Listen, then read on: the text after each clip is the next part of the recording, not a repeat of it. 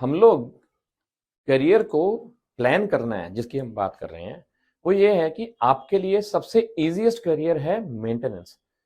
क्योंकि maintenance India जैसे country में रिक्वायरमेंट है, नई फैक्ट्रियाँ लग रही हैं, नई टेक्नोलॉजी की मशीनें आ रही हैं, लेकिन जहाँ मशीनें आएँगी वहाँ पर मेंटेनेंस आएगी और मेंटेनेंस के लिए सबसे बड़ा जो रूल है, आपकी किसी भी इंजीनियरिंग करी हो, चाहे आप मैकेनिकल में करी हो, इलेक्ट्रिकल में करी हो, इंस्ट्रूमेंटेशन में करी हो, चाहे सॉफ्टवेयर में भी करी हो, आपको मशीन के बारे में जानकारी होनी चाहिए कि मशीन करती क्या है।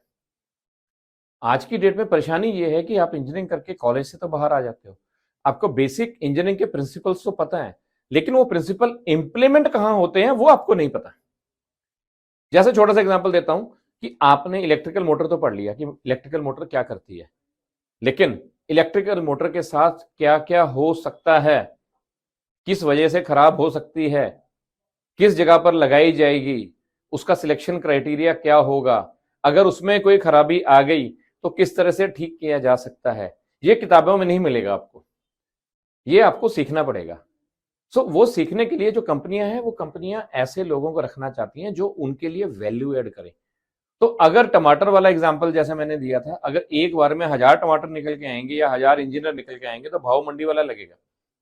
लेकिन अगर उनमें से एक बंदा अपने रिज्यूमे में ये लिख दे कि मुझे मोटर ठीक करनी आती है, मेरे को पता है ये परेशानियां हैं, मैं इसको ठीक कर सकता हूं, डेफिनेटली आपको नौकरी मिल जाएगी। बड़ी छोटी सी एग्जांपल दी है और बड़ी सिंपल शब्दों में समझाने की कोशिश करी है। इस तरह से आप अपने स्किल सेट को अपडेट कीजिए पहले। अगर आप स्किल सेट को अपडेट नहीं करेंगे तब आपको बिल्कुल एवरेज लोगों की तरह ही नौकरी ढूंढनी पड़ेगी। लेकिन हल्का सा 5%, 10% अगर आप अपने स्किल को इंप्रूव कर देंगे, लोग आपको इमीडिएटली हायर करेंगे। दोस्तों, ये मेरा वादा है, आज की डेट में जिसको हाथ से काम करना आता है उसी की वैल्यू है। इंजीनियर होने का मतलब ये नहीं है कि हाथ से काम करना नहीं है, हाथ से काम करना आना चाहिए। और जिस दिन आपको हाथ से काम करना आ जाएगा, लोग आपको हायर करेंगे और आप भी हायर करोगे उन लोगों को जिनको हाथ से काम करना आता है। तो मेरा आज की डेट में जो हम करियर ऑप्शन की बात कर रहे हैं, तो पहला स्टेप था मेंटेनेंस, और जो दूसरा स्टेप है मेंटेनेंस के बाद, वो है सर्विसिंग। क्योंकि जैसे ये कंपनी में मशीनें लगती हैं, तो ऐसी बहुत सारी कंपनियां जो ये मशीनें बेचती हैं या लगाती हैं मैन्युफैक्चरिंग सेटअप में, तो उन कंपनियों को भी इंजीनियर्स की जरूरत होती है जो ये मशीनें लगाएं। कहीं लग गई हैं तो उनमें कोई प्रॉब्लम आ गई है तो उसको सर्विस करें, उसको रिपेयर करें या उसको री इंस्टॉल करें। तो इस पोजीशन को हम सर्विस इंजीनियर्स बोलते हैं। तो ऐसी कंपनियां भी बहुत ज्यादा हैं, क्योंकि ये कंपनियां छोटी से लेकर बड़ी हो सकती हैं। इसमें entry level job service engineers की, टेक्नीशियंस की मिलती हैं। आप लोगों ने ये नहीं देखना है कि वहां पर आपको डेजिग्नेशन क्या मिल रहा है, आपको ये देखना है कि वहां पर काम क्या मिल रहा है। क्योंकि ये कंपनियां जो सर्विसिंग की होती हैं, ये सबसे ज्यादा आपको काम सिखाती हैं। क्योंकि यहां पर जरूरी नहीं है कि आप एक मशीन के एक कंपोनेंट को देखें, आपको मौका मिलता है कि पूरी की पूरी बड़ी मशीन है उसके हर कंपोनेंट को आप देखेंगे। क्योंकि जब भी आपको इन कंपनियों की तरफ से इनकी मशीन को रिपेयर करने के लिए या सर्विस करने के लिए फील्ड में जाना पड़ेगा, तो ये सारी की सारी कंपनी आपको पूरी मशीन देखने का मौका देती है कि उसके किस पार्ट में प्रॉब्लम है, उसको कैसे सॉल्व करते हैं, कैसे रिजॉल्व करते हैं, ताकि आपको एक ओवरऑल इंजीनियरिंग का एक्सपीरियंस मिलेगा और आपके आगे कंपनी के जो कस्टमर्स होंगे उनको भी एक अच्छा सर्विस मिलेगा। लेकिन दोस्तों, ये नौकरी लेने के लिए भी, जैसा मैंने पहले कहा, स्किल सेट होना जरूरी है। सिर्फ किताब पढ़ के अगर आप जाओगे कि मुझे पता है मोटर क्या करती है, तो nobody is going to hire you. Hire करेंगे, लेकिन वो एंट्री लेवल पोजीशन पे हायर करेंगे, चलो ठीक है ये लड़के को थोड़ा बहुत आता है, काम रखते हैं, सिखा देंगे। ऐसे 100 लोग और होंगे। लेकिन अगर आप थोड़ी सी मेहनत 5% और कर लें और आप अपने इंटरव्यू में, रिज्यूमे में ये बता दें कि ये जो मोटर है किस किस वजह से खराब होती है, मैं उसका भी टेक केयर कर सकता हूं। अगर ये मोटर खराब हो चुकी है जिसकी वजह मुझे पता है, तो मैं इसको रिपेयर भी कर सकता हूं। जिस वजह से ये खराब हुई है, जिसको मैंने रिपेयर किया है, तो मैं उसके अंदर ऐसा सिस्टम डाल सकता हूं या डिजाइन कर सकता हूं या रिपेयर कर सकता हूं या मॉडिफिकेशन कर सकता हूं, ताकि ये परेशानी दोबारा ना आए। तो है ना वैल्यू वाली बात। इससे जिस बंदे ने आपको हायर करना है वो भी खुश, उसने आगे जिनके लिए काम करना है वो भी खुश। तो आपको देखते ही देखते इमीडिएटली लोग हायर करने की कोशिश करेंगे। तो थोड़ा सा ही हाथ ऊपर करना है, थोड़ी सी मेहनत करनी है, थोड़ी सी किताबें खोलनी है, पढ़ना है, समझना है, इंटरनेट कीजिए, गूगल कीजिए। आजकल बहुत कुछ प्रोग्राम है, हमारे भी ट्रेनिंग प्रोग्राम चलते हैं, उनको भी ज्वाइन कीजिए।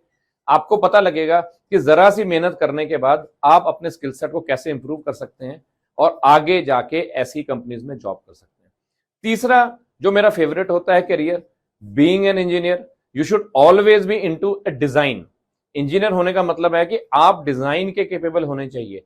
अभी तक हमने कवर किया मेंटेनेंस करने वाले, सर्विस करने वाले, इंस्टॉलेशन करने वाले, लेकिन जो अल्टीमेट जो काम होता है इंजीनियर का वो होता है डिजाइन करना। यानी कि आपको पता होना चाहिए कि ये बहुत बड़ी सिस्टम, एक गाड़ी का इंजन की बात करते हैं तो ये इंजन डिजाइन कैसे होता है, उसके अंदर कौन कौन से कंपोनेंट हैं जो इंपॉर्टेंस रखते हैं, फ्यूल इंजेक्टर वगैरह ऐसी चीजें जितनी भी हैं, वाइब्रेशन पैड्स, ये छोटी छोटी चीजें, इनका इंपॉर्टेंस क्या होता है उस इंजन के लिए, ये आपको पता होना चाहिए। आसान नहीं है, मुझे पता है, इतना आसान नहीं होता है, सीखना पड़ता है, समझना पड़ता है। बट अगर आप थोड़ी सी मेहनत और कर लेंगे और ये बेसिक्स के ऊपर अगर आप ध्यान कर लें कि ये बेसिक इनकी इंपॉर्टेंस क्या है, इनकी डिजाइन एफिशिएंसी कैसे कैलकुलेट होती है, क्यों कैलकुलेट होती है, एक इंजन एग्जैक्टली सेम डिजाइन को होते हुए भी ज्यादा एफिशिएंसी दे पाता है और दूसरा नहीं दे पाता, हल्का सा फर्क है उसमें माइक्रोन्स का, कितना इंपैक्ट आता है, वो क्यों आता है, अगर आपको वो चीजें पता लगने लग गई तो दोस्तों आपकी डिजाइन में भी नौकरी बहुत अच्छी लग जाती है। और डिजाइन ऐसा है जो वे फॉरवर्ड है, कोई भी कंपनी पीछे के जमाने के लिए डिजाइन नहीं करती, वो आज से 10 साल 20 साल 50 साल आगे वाले फ्यूचर के लिए डिजाइन करती है। आपने देखा होगा स्टार्टअप्स आज की डेट में क्यों इंप्रूव कर रहे हैं, बिकॉज वो आज के लिए मार्केट को नहीं कैटर करते, वो आज से आने वाली 5 साल की मार्केट को उसको भी कैटर करते हैं, दैट्स व्हाई उनकी वैल्यूएशन वगैरह बहुत ज्यादा बढ़ जाती है। तो दोस्तों 3 करियर्स हैं मैंने बताया। पहला करियर एज ए इंजीनियर आप मेंटेनेंस में जा सकते हैं, दूसरा करियर आप इन कंपनियों के पास जो काम करती हैं, जो सर्विसेज कंपनी है, तो आप सर्विसेज में जा सकते हैं, और तीसरा है आप डिजाइन में जा सकते हैं।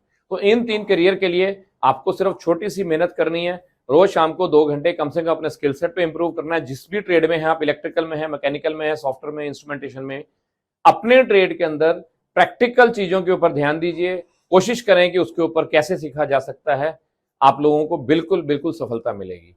हम लोगों ने एक छोटा सा लिंक शेयर किया है, उस लिंक में जाके आपको बहुत सारी चीजें ऐसी हैं जो फ्री रिसोर्सेज आपको मिलेंगे।